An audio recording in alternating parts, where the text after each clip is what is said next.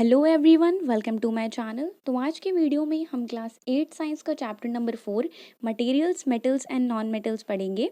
इसके पहले वाले वीडियो में हमने इस चैप्टर का जो पार्ट 1 था उसमें हमने फिजिकल प्रॉपर्टीज़ के बारे में पढ़ा था और उन्हें डिटेल में डिस्कस किया था, जो भी फिजिकल प्रॉपर्टीज़ होती हैं मेटल्स और नॉन मेटल्स की। तो अगर आप लोगों ने वो वीडियो नहीं देखा है तो उसका लिंक मैं नीचे डिस्क्रिप्शन में दे दिया है, आप जाकर देख सकते हैं। ये वाला जो वीडियो है इसमें हम पढ़ेंगे chemical properties of metals and non metals. तो केमिकल प्रॉपर्टीज़ क्या होती हैं? केमिकल प्रॉपर्टीज़ में वो सारी प्रॉपर्टीज़ आती हैं, मतलब किस तरीके से मेटल किस चीज़ों के साथ, नॉन मेटल्स किस चीज़ों के साथ किस तरीके से रिएक्शन करते हैं, उन्हें हम कहते हैं केमिकल प्रॉपर्टीज़। ठीक है, और इसमें हम उनके रिएक्शंस के बारे में ही पढ़ेंगे। तो सबसे पहले यहाँ पर है रिएक्शन विथ ऑक्सीजन, कि जो ऑक्सीजन होती है उसके साथ कैसे रिएक्ट करते हैं मेटल्स और नॉन मेटल्स। ठीक है, अब देखो, you are familiar with the phenomenon of rusting of iron. अब रस्टिंग ऑफ आयरन, जो लोहा होता है उसमें जो जंग लगती है, जो रस्ट होती है, ठीक है, जो जंग लगती है, उस वो चीज़ तो आप लोगों ने देखी होगी। हमारे घर में कई सारी ऐसी चीज़ें होती हैं जिनमें जंग लगती है, लोहे की कई सारी ऐसी चीज़ें होती हैं जिसमें जंग लग जाती है कुछ टाइम बाद। ठीक है, तो आप लोगों ने ये जंग वाली चीज़ तो हमेशा देखी होगी। सो देखो, अब हमने क्लास 7th में एक एक्टिविटी की थी जिसमें हमने मैग्नीशियम रिबन को बर्न किया था, जलाया था, है ना। और इस प्रोसेस में जब हमने मैग्नीशियम रिबन को बर्न किया था उससे क्या फॉर्म हुई थी, ऑक्साइड बनी थी। ठीक है, तो यहीं पर वो यहाँ पर बताया गया है। देखो, दोनों रिएक्शन यहाँ पर बताया गया। हमने देखा है कि हमारे घर में जब भी लोहा होता है उसमें कई टाइम बाद अगर हम उसे ऐसी हवा में रख देते हैं खुला तो उसमें जंग लग जाती है। और दूसरी चीज़ हमने देखी थी मैग्नीशियम रिबन की प्रोसेस, जो हमने क्लास 7th में एक एक्टिविटी की थी। तो यहाँ पर देखो, जब ये आयरन, ऑक्सीजन, वाटर, ये सब का जो रिएक्शन होगा, इससे जो हमारी जो रस्ट होती है ना, जो जंग बोलते हैं हम, जंग लग जाती है, जंग। ठीक है, जो रस्ट होती है ना वो फॉर्म होती है, जो फेरस ऑक्साइड होती है वो।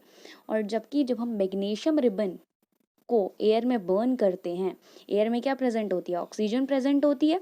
तो जब हम मैग्नीशियम रिबन को बर्न करते हैं तब हमारी फॉर्म होती है मैग्नीशियम ऑक्साइड।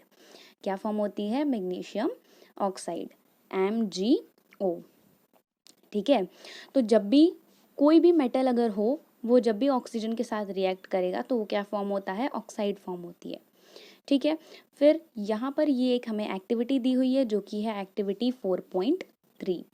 इस एक्टिविटी में एक्चुअली हमें क्या फाइंड आउट करना है, जो जंग होती है, जो रस्ट होती है, वो एसिडिक होती है या बेसिक होती है, ये हमें फाइंड आउट करनी पड़ती है। ठीक है, तो काफ़ी बच्चों को पता होगा कि एसिड क्या होता है, बेस क्या होता है। ठीक है, तो एसिडिक होती है कि बेसिक होती है, ये हमें फाइंड आउट करना है इस एक्टिविटी में। ठीक है, तो देखो यहाँ पर इस एक्टिविटी में एक्चुअली में हमें करना क्या है, जैसे यहाँ पर इस तरीके से हमें जो जंग है वो कहीं से भी थोड़ी सी ले लेनी है और उसे फिर हमें टेस्ट करना है। ठीक है, इस जंग में फिर हमें क्या करना है, थोड़ा सा हमें इसमें पानी मिलाना है और फिर हमें लिटमस पेपर की हेल्प से इसे चेक करना है। ये यहाँ पर जो आपको दिख रहा है ये लिटमस पेपर है। ठीक है, आप लोगों ने देखा होगा लिटमस पेपर क्या होते हैं, ऐसे पेपर होते हैं जो एसिडिक चीज़ों को और बेसिक चीज़ों को टेस्ट करने के लिए यूज़ होते हैं। लैब में काफ़ी बार जब हम किसी चीज़ों को टेस्ट करते हैं तब लिटमस पेपर का यूज़ किया जाता है कि वो एसिडिक है कि बेसिक है, उसका नेचर कैसा है ना। तो देखो, दो टाइप के लिटमस पेपर होते हैं, रेड कलर का होता है एक, और एक ब्लू कलर का लिटमस होता है ना।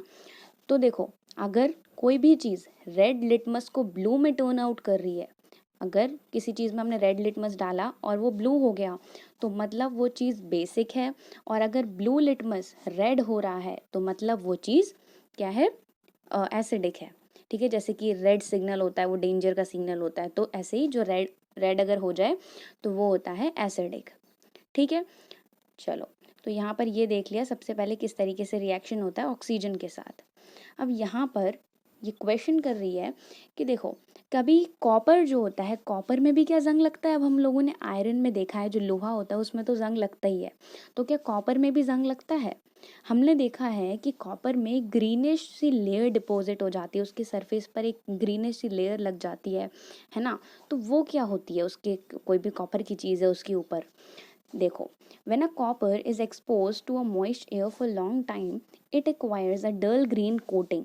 अब जब कोई भी कॉपर की चीज़ को हम ऐसे ही हवा में या फिर खुला छोड़ देते हैं काफ़ी लंबे टाइम तक, ठीक है, एक लॉन्ग टाइम तक, तब उसके ऊपर एक ग्रीन टाइप की कोटिंग सी आ जाती है। ये जो ग्रीन मटेरियल होता है ये मिक्सचर होता है कॉपर हाइड्रोक्साइड का, जिसका फॉर्मूला होता है CuOH whole twice, and copper carbonate का जो होता है CuCO3। ठीक है, तो इनका मिक्सचर होता है ये जो भी होता है मटेरियल, जो ये ग्रीनेस्ट लेयर होती है ये, और इनका जो रिएक्शन होता है कुछ इस तरीके से होता है। यहाँ पर ये दिख रहा होगा, तो ये थोड़ा इंपॉर्टेंट है, इसे आपको अच्छे से याद रखना है। ओके, चलो, तो ये होता है कॉपर के साथ, कॉपर में जो ग्रीनिश लेयर डिपॉजिट हो जाती है उसके साथ। अब यहाँ पर बोला है कि जो हमने मैग्नीशियम, यहाँ पर हमने जो मैग्नीशियम रिबन देखा था, ठीक है, मैग्नीशियम रिबन को हमने एयर में बर्न किया तो उससे मैग्नीशियम ऑक्साइड फॉर्म हुई। क्या फॉर्म हुई? ऑक्साइड फॉर्म हुई। तो हमें ये देखना है कि ये ऑक्साइड का नेचर कैसा है, ये एसिडिक है कि बेसिक नेचर की है। तो उसके लिए हम क्या करेंगे, लिटमस पेपर का यूज़ करेंगे। तो जब हम ये देखेंगे तो हमें इससे पता चलेगा, हम ये ऑब्जर्व करेंगे कि ये रेड लिटमस पेपर को ब्लू में टर्न कर रही है, मतलब इसका नेचर कैसा होता है, बेसिक नेचर होता है। ठीक है, तो यहाँ पर एक इम्पॉर्टेंट चीज़ है, इसको अच्छे से याद रखना, ये काफ़ी इंपॉर्टेंट है कि metallic oxides are basic in nature. जितनी भी मेटल की ऑक्साइड होंगी, मेटल की ऑक्साइड मतलब जब भी कोई मेटल ऑक्सीजन के साथ रिएक्ट करता है तो वो मेटल की ऑक्साइड बन जाती है ना, मेटेलिक ऑक्साइड बनती है। तो जितनी भी मेटेलिक ऑक्साइड होंगी सारी बेसिक होंगी नेचर में, ये इंपॉर्टेंट चीज़ है, तो ये वाला पॉइंट याद रखना है, metallic oxides are basic in nature. ठीक है, चलो अभी आगे हम देखते हैं किस तरीके से नॉन मेटल्स का रिएक्शन होता है। यहाँ पर हम यहाँ पर भी एक एक्टिविटी दी है हमें, यहाँ पर सल्फर, ये वाली जो स्पून दिख रही है इस तरीके की, हमें एक स्पून ले लेनी है। ठीक है, इसमें सल्फर जो ये यहाँ पर येलो येलो सा है ये सल्फर है, इसको थोड़ा सा हमें क्या करना है, हीट करना है। इस सल्फर को इस स्पून में, ये जो मेटालिक स्पून है, ठीक है, ये वाली स्पून, इसमें रखकर हमें सल्फर को क्या करना है, थोड़ा सा बर्न करना है। और उसके बाद हमें क्या करना है, स्पून को सडनली किस में डाल देना है, एक इस तरीके से ग्लास जार में डाल देना है, ताकि इसकी गैस पूरी जो है ना वो इसी में रह जाए, कहीं उड़े ना। और फिर हमें क्या करना है, इसमें थोड़ा सा पानी ऐड करना है इस जार में, और थोड़ा सा शेक करके हमें क्या करना है, लिटमस पेपर से टेस्ट करना है। ये देखो, तो जब हम इस चीज़ को, इस एक्टिविटी को आपको करके देखना है, और इससे आपको पता चलेगा कि सल्फर जो होता है उसका नेचर एसिडिक होता है या बेसिक होता है। अब देखो, जो प्रोडक्ट, देखो सल्फर का जो रिएक्शन था ऑक्सीजन के साथ, जब हमने सल्फर को ऑक्सीजन में बर्न किया तब जो गैस फॉर्म हुई, ठीक है, जो हमने अभी उस ग्लास जार में जो स्पून डाली उसमें जो गैस फॉर्म हुई वो थी सल्फर डाइऑक्साइड गैस। ठीक है, और जब हमने इस सल्फर डाइऑक्साइड गैस को पानी में डिसॉल्व किया तब हमारा फॉर्म हुआ सल्फ्यूरिक एसिड। ठीक है, तो ये चीज़ें यहाँ पर फॉर्म हुई, तो रिएक्शन कुछ इस तरीके से था। देखो, ये सल्फर डाइऑक्साइड वाटर फिर सल्फ्यूरिक एसिड, ये इस तरीके से फॉर्म हुआ, ये दोनों रिएक्टेंट हैं और ये प्रोडक्ट फॉर्म हुआ। ठीक है, इन दोनों को मिक्सअप करने से, इन दोनों का रिएक्शन से। ठीक है, अब देखो, ये जो सल्फ्यूरिक एसिड है ये क्या करता है, ब्लू लिटमस को रेड में टर्न कर देता है। तो ये क्या है, एक एसिड ही है, वो तो नाम में ही है उसकी एसिड। ठीक है, तो हमें ये चीज़ इससे पता चल गई कि जो ऑक्साइड्स होती हैं नॉन मेटल्स की वो एसिडिक होती हैं नेचर में। तो यहाँ पर याद रखो, नॉन मेटल्स की ऑक्साइड्स एसिडिक होती हैं नेचर में, और मेटल की ऑक्साइड बेसिक होती हैं नेचर में। ठीक है, चलो, फिर यहाँ पर हमने देख लिया कि किस तरीके से ये सारे मेटल्स और नॉन मेटल्स ऑक्सीजन के साथ रिएक्शन करते हैं। अब देखेंगे कि किस तरीके से ये वाटर के साथ रिएक्शन करते हैं, पानी के साथ रिएक्शन करते हैं। ठीक है, देखो, sodium is very reactive, sodium metal जो होता है ये बहुत ज़्यादा रिएक्टिव होता है, बहुत ज़्यादा विगरसली रिएक्ट करता है।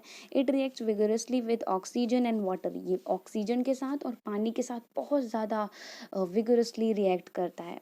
ठीक है, a lot of heat is generated in the reaction, अब बहुत सारी हीट प्रोड्यूस होती है रिएक्शन में, इसीलिए इसे स्टोर किया जाता है केरोसिन में, नहीं तो ये आग भी लग सकती है ना, इसीलिए इसे केरोसिन में स्टोर करके रखा जाता है, क्योंकि बहुत ज़्यादा रिएक्टिव मेटल होता है ये। अब देखो, सोडियम रिएक्ट करता है बहुत ज़्यादा विगरसली वाटर के साथ। ठीक है, कुछ और भी मेटल्स हैं जो ऐसा करते हैं, ठीक है। देखो कुछ मेटल्स जो होते हैं वो बहुत ज़्यादा स्लोली रिएक्ट करते हैं, जैसे कि आयरन हो गया, वो बहुत ज़्यादा स्लोली रिएक्ट करता है वाटर के साथ, जबकि ये सोडियम जैसे मेटल्स काफ़ी विगरसली रिएक्ट करते हैं। अब नॉन मेटल्स जो होते हैं वो वाटर के साथ जनरली रिएक्ट नहीं करते हैं, ठीक है। कुछ मेटल्स वो थोड़े बहुत एयर के साथ ज़रूर रिएक्टिव होते हैं, लेकिन वाटर के साथ रिएक्ट नहीं करते हैं। तो जो मेटल्स जैसे एयर के साथ बहुत ज़्यादा रिएक्टिव होते हैं, विगरसली रिएक्ट करते हैं, उन्हें पानी में स्टोर करके रखा जाता है, ठीक है। जो भी नॉन मेटल्स ऐसे होते हैं, जैसे कि फॉस्फोरस एक नॉन मेटल है, ये क्या करता है, अगर इसे हम खुला ऐसे ही एयर में छोड़ देंगे ना तो इसमें आग लग सकती है, इतना हार्मफुल होता है ये, है ना, इतना विगरसली रिएक्शन होता है। इसलिए इसे किस में रखा जाता है स्टोर करके, इसे वाटर में स्टोर करके रखा जाता है, ठीक है। तो ये कुछ रिएक्शन हो गया उनका वाटर के साथ, ठीक है। नेक्स्ट है रिएक्शन विथ एसिड्स। अब हमने देख लिया ऑक्सीजन के साथ कैसे रिएक्ट करते हैं, वाटर के साथ कैसे रिएक्ट करते हैं। अब हम देखेंगे एसिड जो होता है उसके साथ कैसे रिएक्ट करते हैं, ठीक है। तो चलो इसी का अभी हम यहाँ पर रिएक्शन देख लेते हैं। देखो यहाँ पर दिया हुआ है non metals generally do not react with acids. अब जो नॉन मेटल्स होते हैं ये एसिड्स के साथ रिएक्ट नहीं करते हैं ज़्यादातर, है ना, लेकिन जो मेटल्स होते हैं, ठीक है, ये रिएक्ट करते हैं एसिड्स के साथ, और साथ में हाइड्रोजन गैस भी प्रोड्यूस करते हैं जब भी इनका रिएक्शन होता है एसिड्स के साथ। तो जब भी इनका एसिड्स के साथ रिएक्शन होता है ये साथ में हाइड्रोजन गैस भी प्रोड्यूस करते हैं, और हाइड्रोजन गैस जब बर्न होती है तब एक पॉप साउंड प्रोड्यूस होता है, कुछ फूटने जैसा साउंड प्रोड्यूस होता है, फटने जैसा एक पॉप साउंड प्रोड्यूस होता है, ठीक है। तो यहाँ पर हमने देख लिया एसिड्स मेनली जो मेटल्स होते हैं वो एसिड्स के साथ रिएक्ट करते हैं, नॉन मेटल्स ज़्यादातर एसिड्स के साथ रिएक्ट नहीं करते हैं। अब रिएक्शन विथ बेसिस, अब जो ये बेस होते हैं इनके साथ किस तरीके का रिएक्शन होता है एसिड्स का, ये भी देखते हैं हम। अब यहाँ पर भी एक एक्टिविटी दी हुई है कि एक फ्रेश सोल्यूशन बनाना है हमें सोडियम हाइड्रोक्साइड का।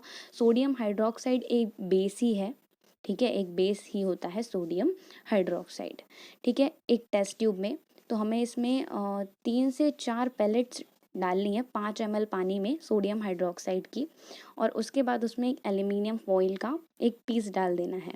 फिर बर्न कर जो बर्निंग मैचस्टिक है, जो माचिस होती है, उसे उसके पास ले जाना है और फिर हमें अच्छे से ऑब्जर्व करना है। तो यहाँ पर भी हम देखेंगे एक पॉप साउंड प्रोड्यूस होगा, एक कुछ फूटने जैसा साउंड यहाँ पर प्रोड्यूस होगा, और यही साउंड होता है हमारा हाइड्रोजन गैस का। मतलब जहाँ पर इस तरीके का साउंड प्रोड्यूस हो वहाँ पर हमें समझ जाना है कि हाइड्रोजन गैस वहाँ पर प्रेजेंट है। तो मेटल्स जो होते हैं सोडियम हाइड्रोक्साइड मतलब बेसिस के साथ रिएक्ट करते हैं और हाइड्रोजन गैस प्रोड्यूस करते हैं, और reaction of non metals with bases are complex. और जो नॉन मेटल्स का रिएक्शन होता है बेसिस के साथ वो थोड़ा सा कॉम्प्लेक्स होता है, ठीक है। तो ये हो गया हमारा नॉन मेटल्स का और मेटल्स का बेसिस के साथ रिएक्शन। नेक्स्ट होता है डिस्प्लेसमेंट रिएक्शन। अब ये बहुत इंपॉर्टेंट है, इसे अच्छे से समझ लेना, बहुत ही इजी सा टॉपिक है पर थोड़ा सा इंपॉर्टेंट है। अब डिस्प्लेसमेंट रिएक्शन क्या होता है, यहाँ पर देखो, फिर हमें एक एक्टिविटी दी हुई थी, यहाँ पर देखो one metal displaces another metal from its compound in aqueous solution is called displacement solution। अब जब भी एक मेटल दूसरे मेटल को डिस्प्लेस करे उसके कंपाउंड से एक एक्वस सोल्यूशन में, उसे हम कहते हैं डिस्प्लेसमेंट रिएक्शन। देखो अच्छे से समझ लेते हैं एग्जाम्पल से, जैसे कि कॉपर सल्फेट है जो होता है CuSO4, और इसमें इसमें हमने दो का रिएक्शन हो रहा है, इसका कॉपर सल्फेट का और जिंक का, ठीक है, और Zn है यहाँ पर जिंक है। तो इसका जो यहाँ पर प्रोडक्ट आएगा, जो रिजल्ट आएगा वो क्या बन जाएगा, जिंक सल्फेट बन जाएगा और कॉपर अलग हो जाएगा।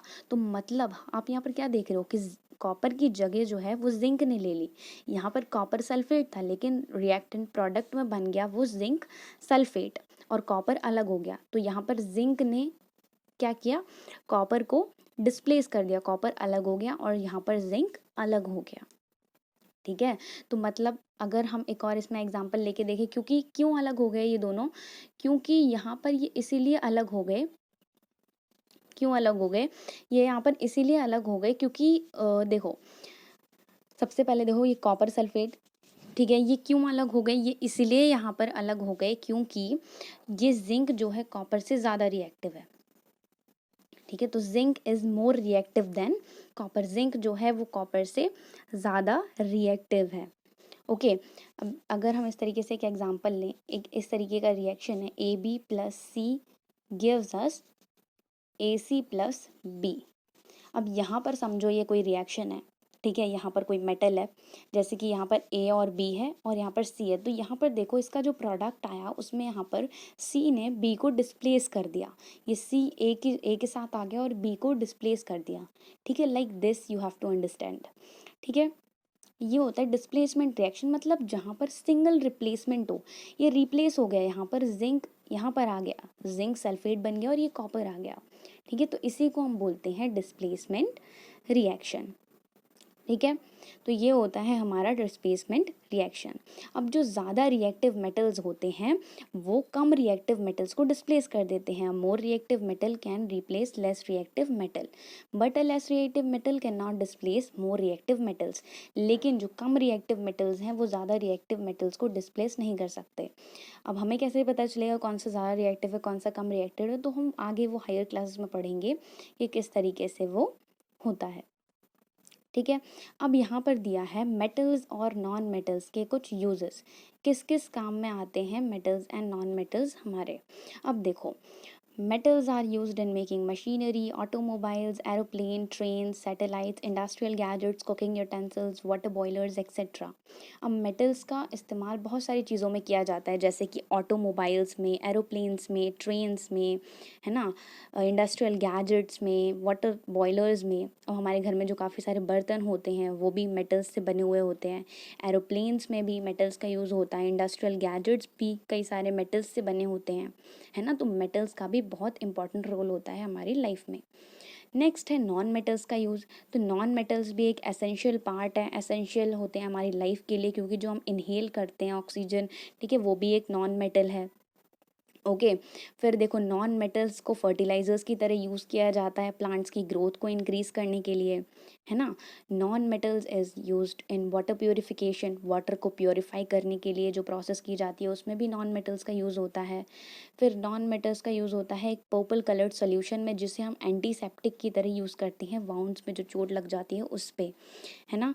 और इन्हें क्रैकर्स में भी यूज़ किया जाता है नॉन मेटल्स को। तो इतने सारे यूजेस होते हैं मेटल्स और नॉन मेटल्स के, जो फटाके वगैरह होते हैं क्रैकर्स, उनमें भी नॉन मेटल्स का यूज़ किया जाता है।